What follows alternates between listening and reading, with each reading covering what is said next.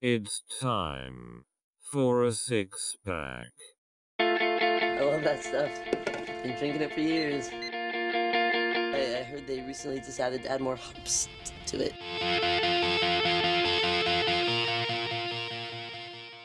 What's happening, Sports Crew? It's your resident NFL handicapper, Mike Stromme, and I'm back with your six-pack. We enter week 3 with a little bit of cash in our pockets after going 4-2 overall in week 2.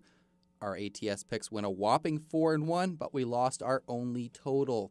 The Titans-Jaguar tilt went over the number due to a late surge by the Titans in garbage time. Overall, our ATS picks are 5-3 on the year.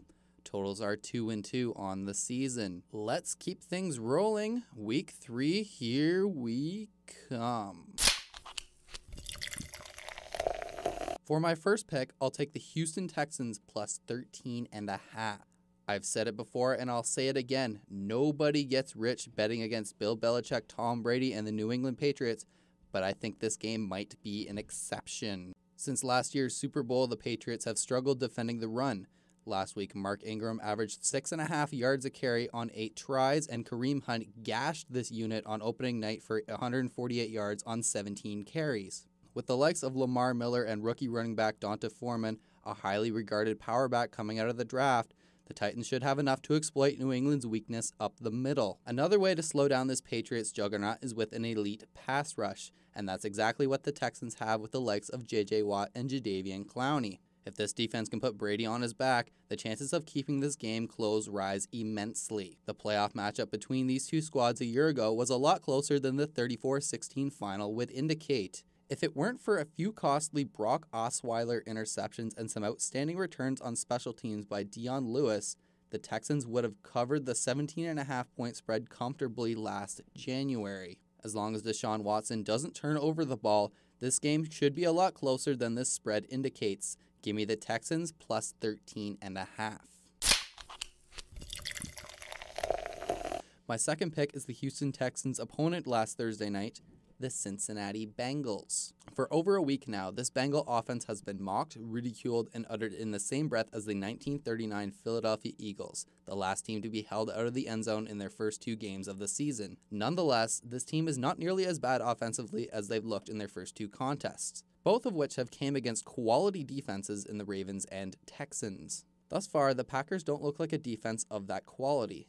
Are they a terrible defensive team? No, but they're not nearly on the same level as the Ravens and Texans. The Packers also have some health issues, especially on the offensive line. Starting tackles David Bakhtiari and Jason Spriggs sat out last week's game against the Falcons and have not participated in practice since. The Bengals have enough of a presence on the defensive line to exploit this weakness, much like the Falcons were able to do last Sunday night. Do I expect Cincinnati to waltz into Lambeau Field and steal one from the Packers? Absolutely not. But I do believe they can hang around in this one and score their first few touchdowns of the year to make a game of this one. I'll take the 9 points with the Bengals. For the 3rd week in a row, I'm going with the Tennessee Titans. The Titans, who easily beat divisional foes Jacksonville a week ago, get the Seattle Seahawks at home in week 3. As we all know, the Seattle Seahawks are a different team on the road.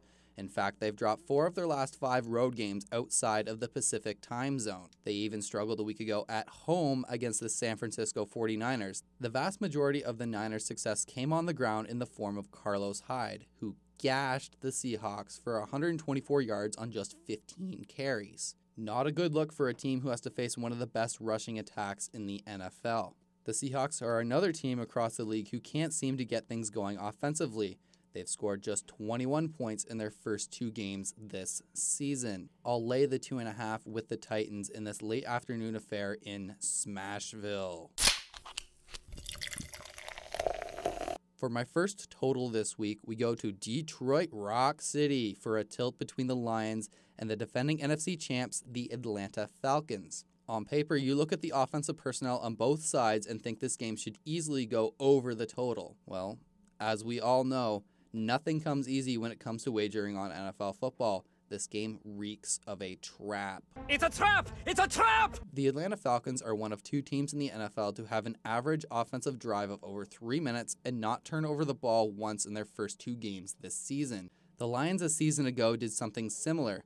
They led the NFL with an average offensive drive of 3 minutes 5 seconds. They also turned the ball over on just 9% of snaps, good enough for 8th in the NFL. While these teams each have explosive offensive playmakers, look for the run game of the Falcons to mitigate some of the offensive output, and the Lions to throw quite a few check-down passes to sustain some of the longer drives. I don't see this game going over 51 points. I'll take the under.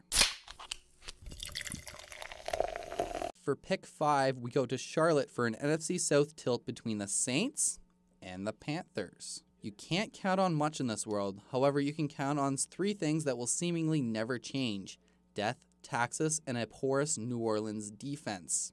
The Saints have once again shown defensive ineptitude, allowing 65 points through their first 2 games.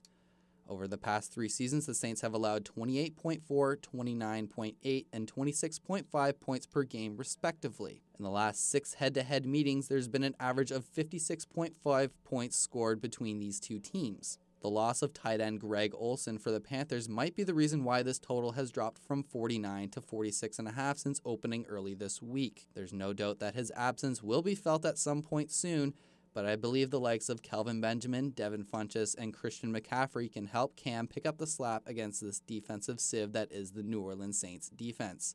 They'll put up some points in this one. The Saints should do enough offensively to contribute to the point total going over in this one. I will take over 46.5. For my final pick, we go to the Sunday Nighter between the Raiders and Redskins. To me, this total seems just a little too high. The number is currently at 54.5, and that's damn close to the opening total of last week's Sunday night game between the Packers and Falcons. While the Redskins and Raiders are up-and-coming offenses who have shown promise, are they on the same level as the Falcons and Packers? I'd have to say no. My gut tells me that if this game were to be played at 1 o'clock, the total would be a lot closer to 47 than the 54.5 we see today. The public loves to bet the Sunday night game, and most casual bettors will take the over in games where they just want a little action. The books are wise to this and will overinflate a total in a primetime game more often than not. During my breakdown of the Falcons-Lions matchup, I mentioned that the Falcons were one of 2 teams in their first 2 games to have an average offensive drive of over 3 minutes and not commit a turnover. The Raiders are the second team to manage that feat in 2017. Long drives do not equate to high point totals, especially a total that has opened in the mid-50s. Would I be tempted to take the over if this total was posted at 46, 48 points? Maybe I'd give it a second look. However, 54.5 is simply too much to ask from these 2 teams. I will gladly take the under. That will do it for this week's 6-pack. May your picks be red hot and your pints ice cold.